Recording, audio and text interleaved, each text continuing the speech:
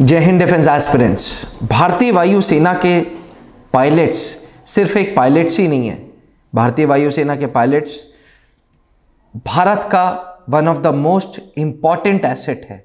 Defence aspirants, भारतीय वायुसेना सरकार का बहुत सारा पैसा, बहुत सारा टाइम, बहुत सारी एनर्जी ये पूरी संस्था अपने पायलट्स पे लगाती है। इनकी ट्रेनिंग पे कोई भी कसर नहीं छोड़ती और best of the best infrastructures provide करती है। डिफेंस एस्पिरेंट्स, आज इस वीडियो में मैं बात करूंगा कैसे पायलट्स को helicopter, transport wing and fighter wing allot होती है।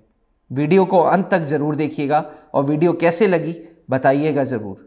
डिफेंस एस्पिरेंट्स, भारतीय वायुसेना के एस्टैब्लिश्ड ट्रेनिंग इंस्टीट्यूट्स हैं जो पायलट्स को अलग अलग लेवल की ट्रेनिंग देते हैं।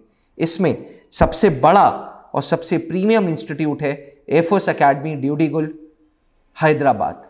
अब इस एयरफोर्स एकेडमी ड्यूडिगुल हैदराबाद में कुछ जेंटलमैन कैडेट्स एनडीए से 3 साल की ट्रेनिंग के बाद आ रहे हैं और कुछ जेंटलमैन कैडेट्स सीधे एफकैट और सीडीएस के माध्यम से आ रहे हैं। डिफेंस एस्पिरेंट्स, जो नेशनल डिफेंस एकेडमी के माध्यम से आ रहे हैं वो ऑलरेडी प्री फ्लाइंग ट्रेनिंग करके आ रहे हैं, तो वो सीधे स्टेज 1 पे आते हैं।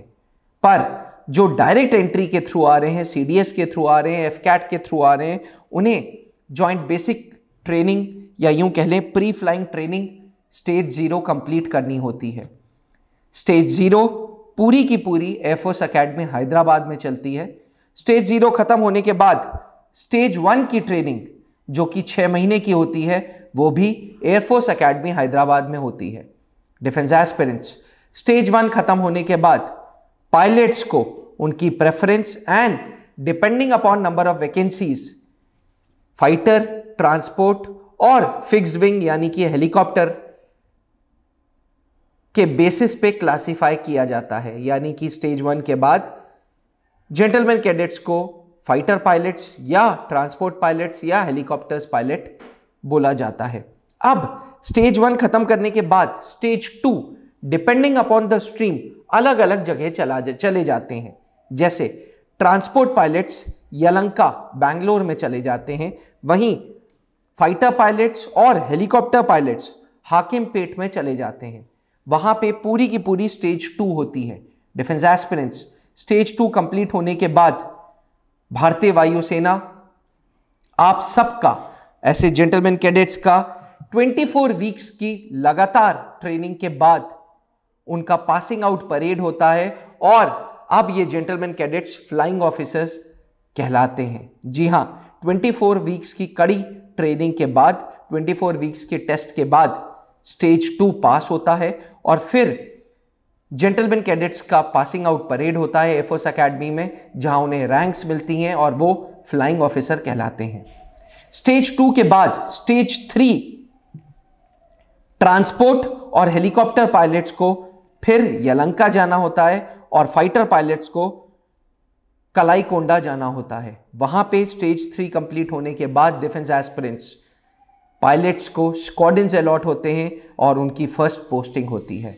यानी कि भारतीय वायुसेना में पायलट बनने के लिए stage 0, stage 1, stage 2, stage 3 complete होने के बाद आपको स्क्वाड्रन अलॉट होता है।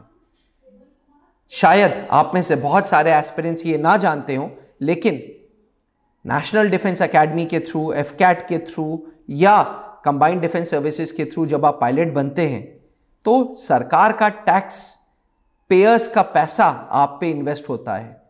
बहुत ज़्यादा कॉस्ट इन्वॉल्व होती है पायलट्स की ट्रेनिंग में, इसलिए पायलट्स अपनी विल या अपनी विश से भारतीय वायुसेना नहीं छोड़ सकते। मिनिमम 10 साल सर्व करना ही पड़ता है। 10 साल के बाद ही पायलट्स को भारतीय वायुसेना ये ऑप्शन देती है कि वो भारतीय वायुसेना छोड़ सकें। डिफेंस एस्पिरेंट्स, इस वीडियो के द्वारा मैंने आपको बताया कैसे पायलट्स को ट्रांसपोर्ट विंग, हेलीकॉप्टर विंग या फाइटर विंग अलॉट होती है। अगर इससे संबंधित कोई भी जानकारी चाहिए या कोई भी डाउट्स आते हैं तो feel free to contact me. आज के लिए इतना ही। नमस्कार, जय हिंद। जहां बनते हैं देश के गौरव, इंडिया का एकमात्र ऐसा कोचिंग इंस्टीट्यूट जहां कैडेट्स को ट्रेन किया जाता है आने वाले डिफेंस एग्जाम के अनुसार। अगर आपका भी सपना है भारतीय सेना में शामिल होकर देश की सेवा करने का, तो आज ही ज्वाइन करें त्रिशूल डिफेंस एकेडमी।